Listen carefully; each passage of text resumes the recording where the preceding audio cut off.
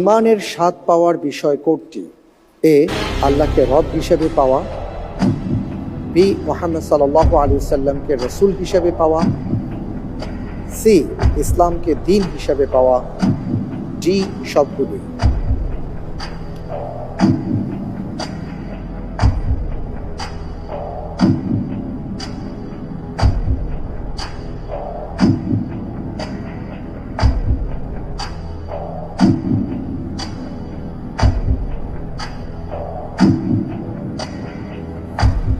আলহামদুলিল্লাহ, আমি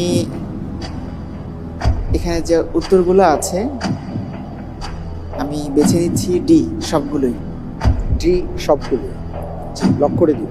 জি, লক করে দিব। ফ্রিজ করে দেওয়া হোক ডি, সবগুলো।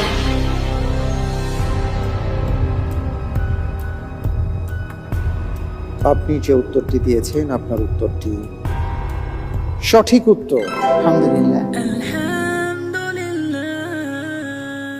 এই তিনটি কথা এখানে এসছে, এ, বি, সি, জি, যার মূল বিষয়টি হচ্ছে রাদিতু বিল্লাহি রাব্বান ওয়া বিল ইসলামি দীনান ওয়া বি মুহাম্মাদিন সাল্লাল্লাহু আলাইহি ওয়াসাল্লাম নবিয়্যান ওয়া রাসূলা।